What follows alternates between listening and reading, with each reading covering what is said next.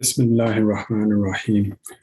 Alhamdulillah Rabbil Alameen wa salatu wa salam ala Sayyidina Muhammadin wa ala alihi wa ashabihi ajma'een. Amma ba'd. Fa'a'udhu billahi minash shaitanir rajeem. Bismillahirrahmanirrahim. Allahumma rabbi shrah li sadri wa yassir li amri wa ahlul 'uqdatam min lisani yafqahu qawli. Sadaqallahu al-azim. Assalamu alaikum wa rahmatullahi wa barakatuh. In this session, we'll be looking at Surah Al-Qadr, the third ayah, inshallah.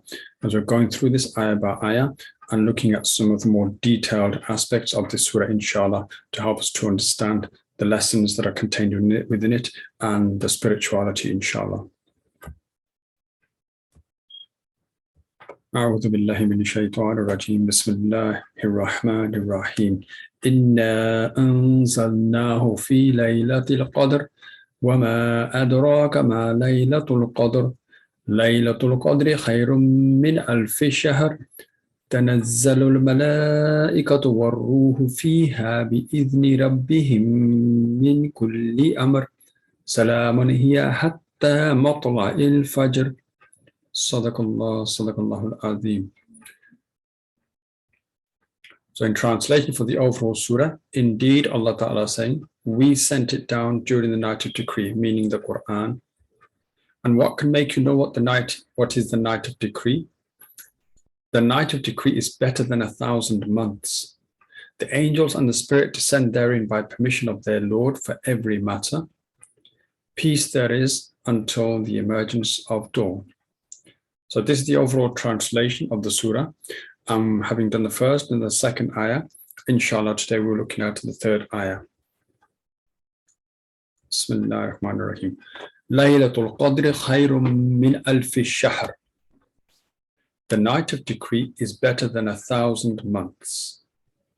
So it began with Allah subhanahu wa ta'ala saying we revealed the Quran on this particular night, Layla-tul-Qadr. And then Allah subhanahu wa ta'ala puts the rhetorical question, what can make you understand or realize or know what is the night of Taqdeer, Layla-tul-Qadr? And then the answer to that is given, the night of Qadr is better than 1,000 months. So after the suspense is presented in the second ayah, the answer is given in the third ayah. So we have to just look at this just momentarily, pause a little bit. The ayahs will be revealed one by one, and there's a pause between each ayah. This was also the sunnah of Rasulullah sallallahu alaihi wasallam, that when he would recite, specifically Surah Fatiha and the other ayat of the Quran, there will be a pause between each ayah. And part of that for us as a lesson is to emphasize the importance of each ayah. Each ayah is a statement from Allah subhanahu wa ta'ala, no matter how short. In some cases, an ayah is just a phrase, it's just a qasam, an oath, but it's still the words of Allah subhanahu wa ta'ala. And those who are in awe of Allah ta'ala, those who have taqwa of Allah subhanahu wa ta'ala, those who have love of Allah subhanahu wa ta'ala, they hang on to every word. So we hear the first ayah, and Allah subhanahu wa ta'ala is telling us that He's revealed the Quran on a particular night called Layla-tul-Qadr. We then hear the second ayah, Allah subhanahu wa ta'ala is giving us this, how to convey it to you. So it's building this suspense that whatever this night of Taqdeer is, this Layla-tul-Qadr, it's grand, it's great, but He's holding the moment. Then the next ayah comes and it gives an answer. Now, I'm not saying it's a complete answer, but it gives an answer that is sufficient for now. And that answer is given in this third ayah. An answer which was beyond the greatest expectations of the Sahaba. If you remember, at that time, the Sahaba were having given that request to Rasulullah sallallahu alaihi wasallam, awaiting the response, and the response comes and they're wondering, okay, what is it going to be? So I mentioned some of this in the last session. And now the answer is given that it is a night, and that night is called Layla-tul-Qadr, a night of Taqdeer. And this night is better than 1,000 months. So remember that the story of this man in Bani Israel who was worshipping Allah all night in mujahada during the day in different aspects of it. And this he did for 1,000 months in real terms. So the Sahaba were questioning, how are we going to do that? So now Allah Ta'ala has given them the response that in one night, you will have the equivalence of 1,000 months. a night which is called Layla-tul-Qadr, the night of decree. Now, this night is better than 1,000 months, and it has therefore the value and the potential within its hours and only overnight. And it's only one night. They were perhaps thinking it's going to be a month, it's going to be a week, it's going to be some sense of time. They never would have expected it's going to be just one night. But here is Allah subhanahu wa ta'ala granting them one night. And by granting it to the Sahaba, and there's one of the things we owe so much to the Sahaba, there are many things that Ummah benefits from, which were actually requested by the Sahaba. And when they received it, of course, it then remains in place for the rest of us. So this is something that we actually owe to the Sahaba. Another one of them, those things on the list, of which there are many, that we owe to the Sahaba, that they requested or questioned or made dua for, or made a particular practice which got accepted. And as a result of that, the Ummah continues to benefit from it till the last day. So Layla-tul-Qadr is one of those things. A request from the Sahaba to Rasulullah to give something to equate the ibadah of 1,000 months. The response is given, and now that's there for them. But when they pass away, as they did, it's left there for the rest of us for all time. Now, in this ayah, an indication is given of its overall greatness, a sort of a mathematical evaluation that the Layla-tul-Qadr is equivalent to, or it's better than 1,000 months. So by doing that, now Allah subhanahu wa ta'ala firstly is given them something to equate with this particular person in the Bani Israel. Secondly, he's also given them an idea of what they stand to gain, how much reward they stand to gain by doing the worship and ibadah of this one night, and that is the 1,000-month mark. So the lessons for us in this, if we look at this now, take 1,000 months, and let's just break this down. 1,000 months equals 83 years and 4 months. If we divide 1,000 by the number of years that it could be, by the calculation, we get 83 years and 4 months. Subhaan-Allaah, right? Divide 1,000 by 12, and we get 83 years and 4 months, give and take a few days maybe. So this is what they asked, the Sahaba also worked out. Now, the average age these days is less than this, okay? It's much less than this. I mean, we say it's about 80, but over time it gets even less than that. But pushing it is about 80 years max. It'll probably come less than that now in this day and age because of the illnesses and so on that people have. But at one time when this was worked out at the time of the Salaf, the average age at that time would have been about 80. So this was something which was beyond the average age. Now, when we say average, don't forget that also means there's people far less, okay, than that figure. So there were people that may die at 40, at 50, at 60. So they would never reach 80. So we are being given, in effect, a lifetime's worth of ibadah. Because today, for somebody to live till 80 or 80 plus years, I mean, the average now what is really less than 80. I would say 70, 60, maybe even in places in the world. So we're being given a lifetime's worth of ibadah in this one night. A lifetime's worth of ibadah in one night. Surely that's worth waiting up for, and surely that's worth staying awake during, for a lifetime's worth of ibadah. Another way to think of this is that this ibadah is better than the whole of our otherwise existence on earth. That our whole life, without the Layla-tul-Qadr is in there, right, being on one hand, and just this one night and its ibadah on the other hand, right, and that being better, okay, than all the things we would do in our normal life to be able to achieve something. And it's very important here to understand this because it's so easily given to us. It's such a mercy from Allah subhanahu wa ta'ala. We really need to appreciate this, as I was trying to hint at in the last session, where Allah ta'ala said, that how can we get you to realize the value, the importance of this one night and its greatness for you. Bear in mind, though, the ayah is actually saying that Layla-tul-Qadr is better than the 1,000 months. So we've got this 1,000 month value is 83 years and 4 months. But Allah Ta'ala is saying that actually we're going beyond that. right? That's your baseline. 83 years, 4 months. That's your baseline. But what we're actually looking at on this night is that the reward is beyond that, right? It's greater than that. So 84 years, 85 years, 90 years. Wallahu alam, right? Wallahu alam. But that is what the ayah is saying. So we have a baseline value, which is 83 years and 4 months. But in actual fact, it's better than that. So the ibadah of this night is a particular kind of ibadah that when others are asleep. So this is a mujahada. This is a mujahada. Just like the mujahada of this man in the Bani Israel, it is a mujahada, right? To get up and to stay up. To get up and to stay up all through that night up until Fajr time, inshallah. Now, people will be at different strengths and abilities, so not everybody will be able to stay awake all night through, maybe. However, the point is that if one aims for that and makes that struggle for it, then that's the mujahada. That's the mujahada that is occurring on this night, which is spiritually, if you like, in equivalence to the mujahada of this man that is making during the day. And again, subhanAllah, it is a lot more difficult to actually be on horseback in the day, entering battles, than it is to stay awake one night. And yet Allah subhanahu wa ta'ala is accepting this from us.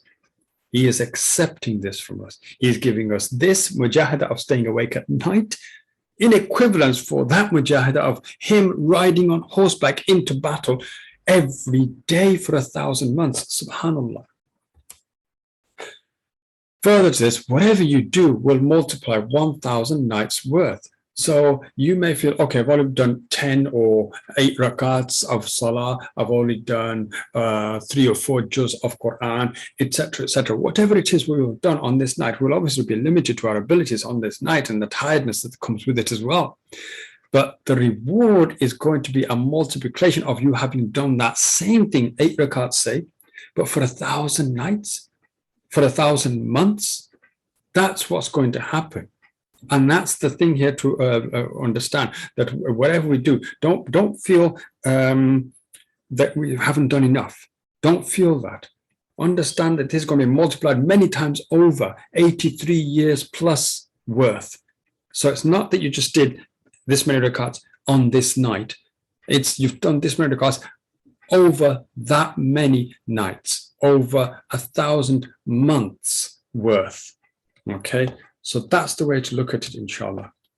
And the reward is for the best ibadah that you can do and not what you may actually do. Meaning that because we're going to do the ibadah on one night, so this one night of Layla-tul-Qadr amongst the 5, and we do an amount, whatever we can, according to our abilities. Now, within that, we're going to make some mistakes. We're going to be a little bit hesitant. We're going to be a little distracted, etc.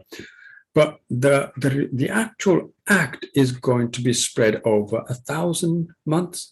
So how is that going to happen? Well, Allah Ta'ala is going to take the best of what we do and make that our ibadah over the 1,000 months, the 1,000 months that we didn't do. We only did the one night, and that one night is going to be representative. If you like, that one night is going to be the prototype, right? The master copy. And from there, Allah Ta'ala is going to copy it out. But the copy out is not going to be you actually doing it, but it's going to be what you would theoretically do.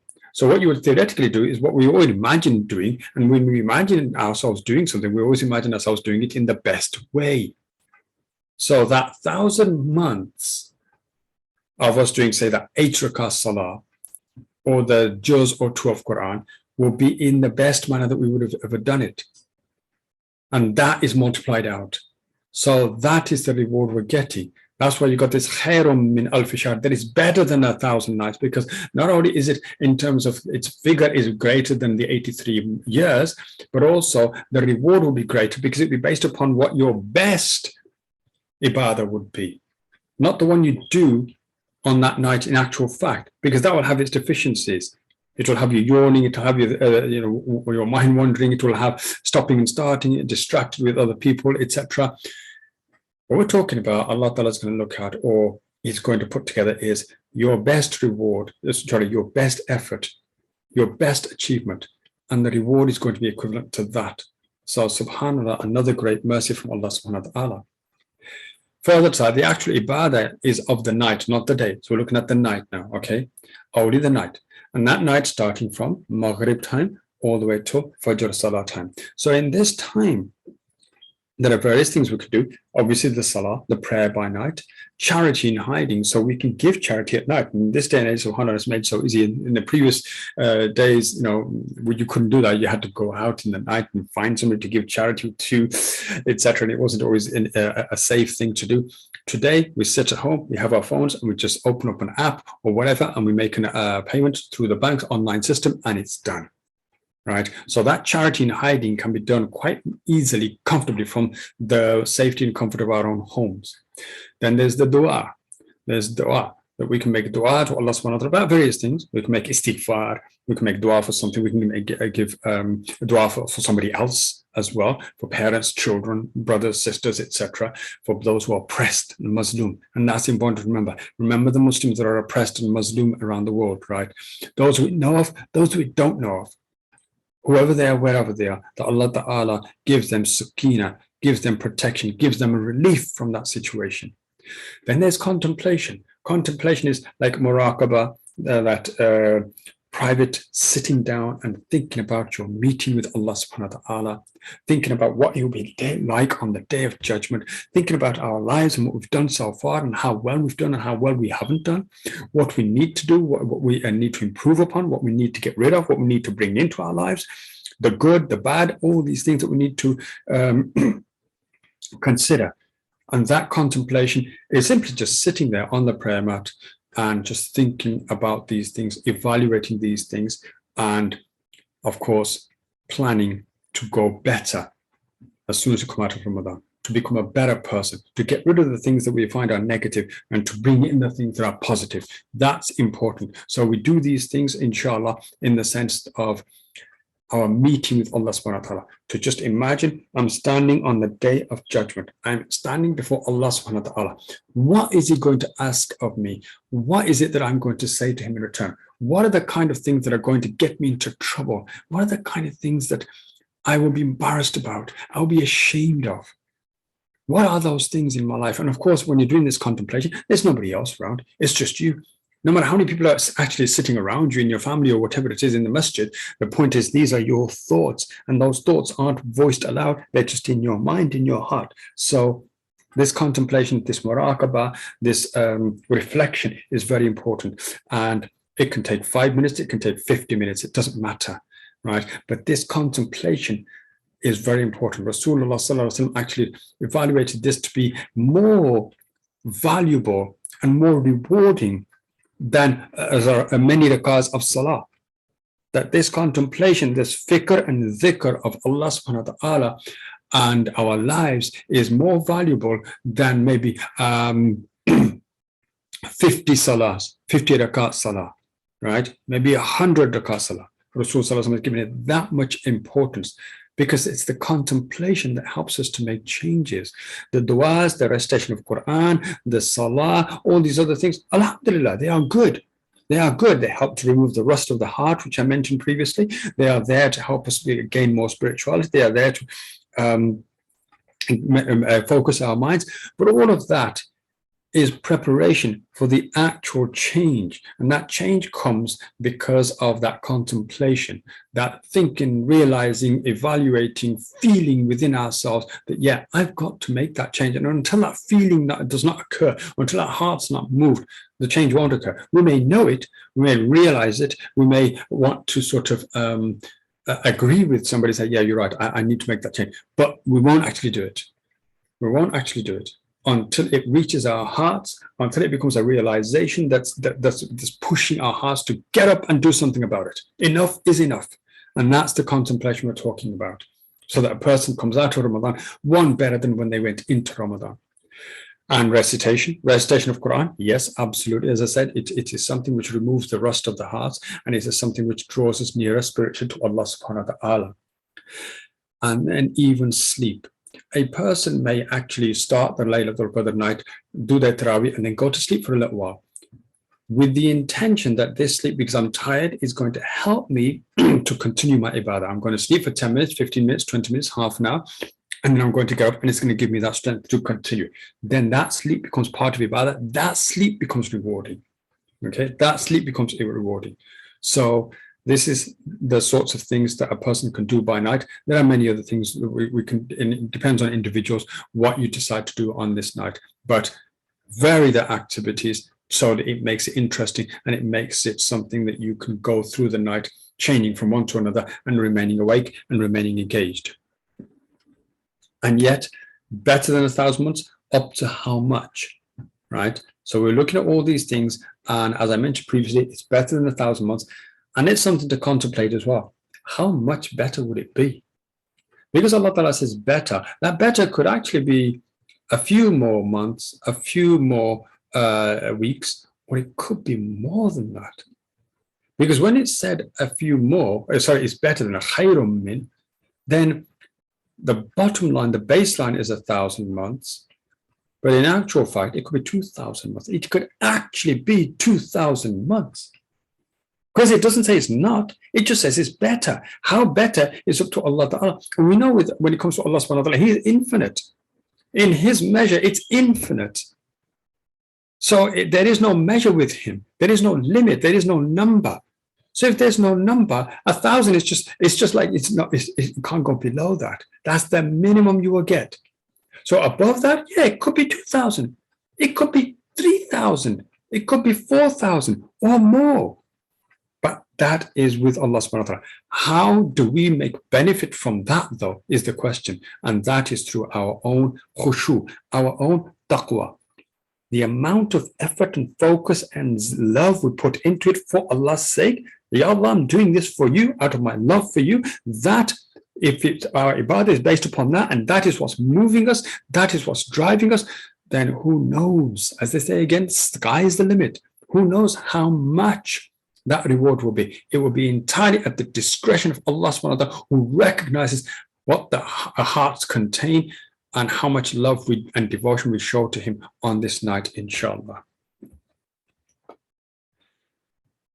The massive amount of reward is also a once-in-a-lifetime opportunity for reverts and the elderly. I mean, this is something that the Salaf would have concerned themselves with very much. They came into Islam at an age when they might have been 30, 40, 50, 60 years old. Because the Sahaba came in at different ages, both the men and the women. Some were children, but many were not. There were adults amongst them. Umar Farooq radiallahu anhu, Abu Bakr as-Siddiq radiallahu anhu. These were adults. Ali radiallahu anhu was a child at the time, but the others were adults. Uthman radiallahu anhu was an adult. So they already lived 30, 40 years of their life. So their concern was very valid. And then there was the concern of the elderly, who were now in their 60s, came into Islam. Some of them were actually crippled or blind, came into Islam. And they also had their concerns. The revert's concern is about the many sins they had committed before Islam. And that concern is to this day. The reverts who come into Islam, realize the truth, realize what they've been missing out on. One of the main concerns they have is the sins they committed before Islam. Yes, they understand that all of that is gone because they're coming to Islam to start new, but the concern remains, how do we make up for lost time? How do we make up for lost time? And how am I going to be sure that those sins won't come back? Because, of course, sins are forgiven and are overlooked so long as we don't go back to them. But sometimes circumstances make us go back to them. We slip and we go back to them. And when you go back to a sin, then all the previous sins are piled up again. They return. You can make a tawbah, but the condition of the tawbah is you don't go back. The condition of tawbah is that you go forward. But if you do slip and go back, then everything comes back again. And you have to make a greater tawbah for the next time. So this is a concern that reverts had at that time and reverts would have even today. How do I make up for the sins I've done? How do I make up for the fact that I slipped? How do I make up for it? The concern of the elderly to this day is that little time left, that they woke up to Islam, they made the realization, and now they started practicing. So these people have probably been Muslims all their lives. However, they weren't practicing. They had not recognized the greatness of the deen. And now at a certain point they do. But now they're in their 60s. Now they're in their 70s. And that's when they reverted. That's when they recognized the value of Islam. That's when it actually woke up for them. But they're concerned with is now, well, I've lived most of my life. I may only have a few more years to go. How in the world am I going to make up for all that lost time? So in both cases, Layla-tul-Qadr gives to both groups hope to gain reward against their sins when their deeds will be weighed on the Mizan. And the Mizan is that scale on the day of judgment where our righteous deeds will be placed on the right-hand side and our evil deeds, our bad deeds will be placed on the left-hand side. So it's like a giant scale with two pans, the pan on the right for the good deeds, the pan on the left for the bad deeds.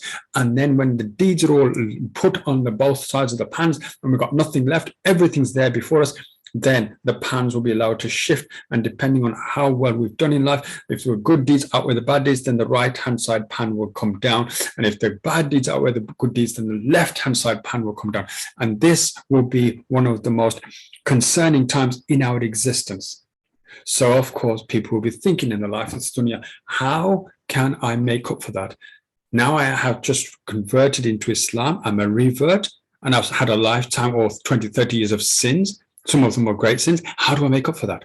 Or now that I've woke up to my Islam, although I lived Islam all my life, but now I'm elderly, I'm 60, I'm 70, I have barely a few years to go. How can I make up for Islam, for my bad deeds again in the time that I've got left? So in both cases, along comes Layla-tul-Qadr and answers them both in one go. That if you go for this one night and you achieve this night, then you achieve a lifetime's worth of good deeds, and that will certainly obliterate any and every sin that you have done, from being a revert to being an elderly person. So this is another great opportunity and a great rahmah, mercy from Allah subhanahu wa ta'ala for these two groups of people in the world, inshallah. Another point I want to go over briefly is, just as there are spiritual blessings and events, so there are spiritual evils and harms. We are believers in the ghaib, which also includes shaitan. And shaitan tries to prevent us from this night. That's his gain. He must prevent us from ever achieving this night. And the Dajjalic system makes that incorrect moon sightings to take us out of synchronicity. So either those moon sightings will happen during the course of the year to throw things out of sync, or it'll happen at the beginning of Ramadan, as we are all a witness to this.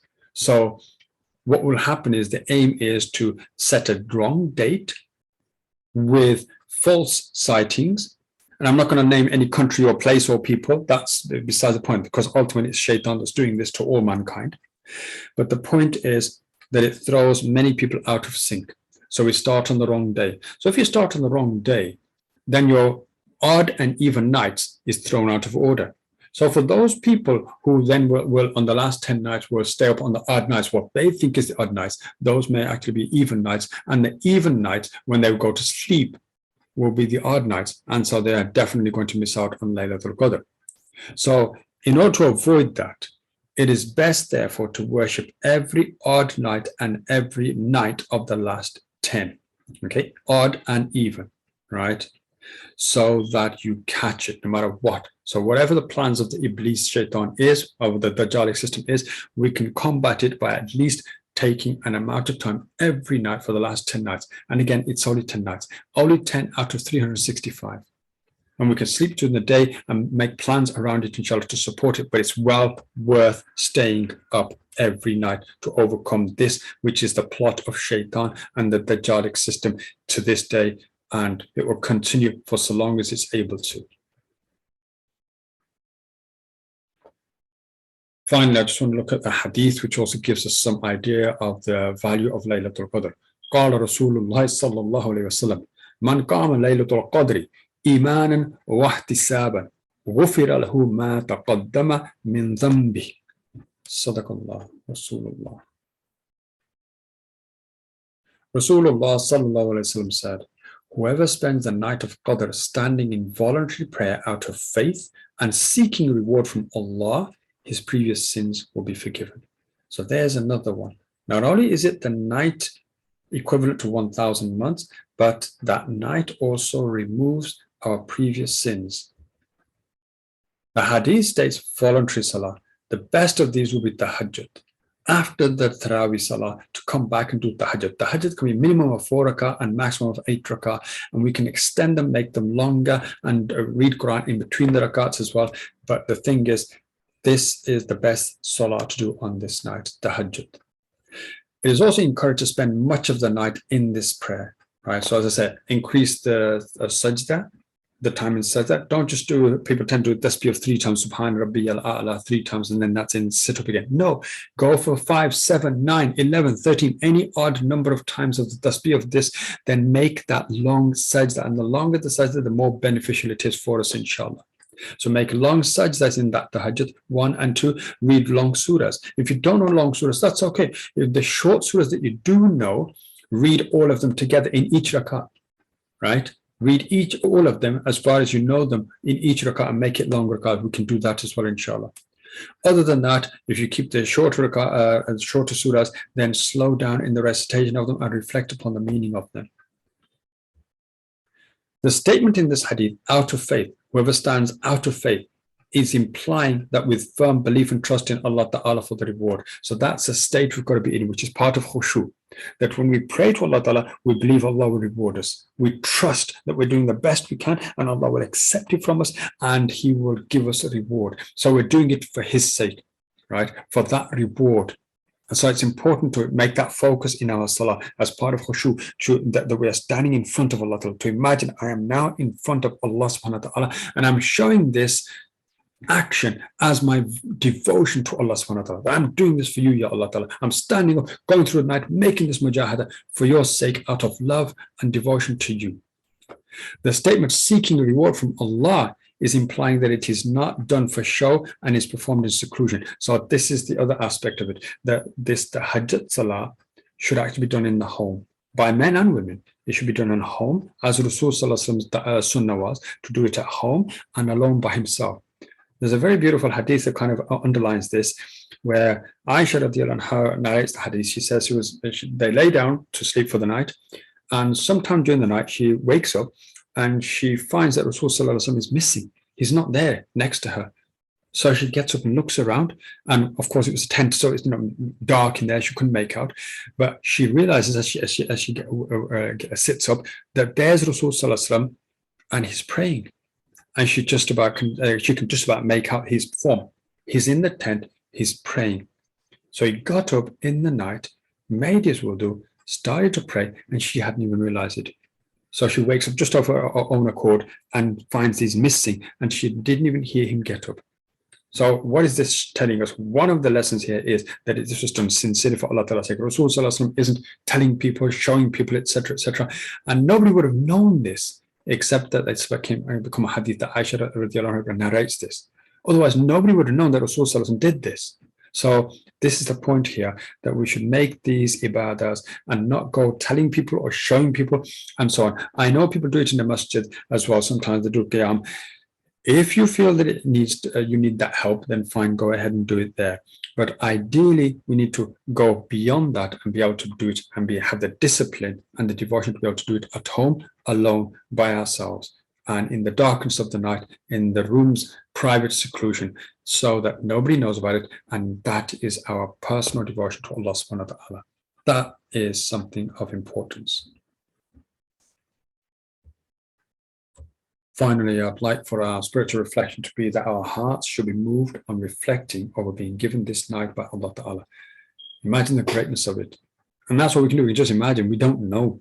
We have an indication it's better than 1,000 months. But like I said, because it says better than, how much better, that just throws us right back into as if we didn't even know it. So it goes back to the second ayah. وَمَا أَدْرَاكَ مَا Layla-tul-Qadr. How can we convey to you the greatness of this month? So even by being given an indication, and that indication is important because as human beings, we do need to know something. We need to have some idea. Just as Allah subhanahu wa ta'ala says that Jannah contains what no heart can imagine. No eye has seen, no ear has heard, and no heart can imagine. Well, and that's on the one hand. And on the other hand, Allah Ta'ala says, well, there's rivers of honey, rivers of milk, rivers of wine. There are, there's fruits in there. There's houses there made of pearls and rubies, etc. So On the one hand, he's given us that it's the greatness of Jannah. It's beyond our imagination.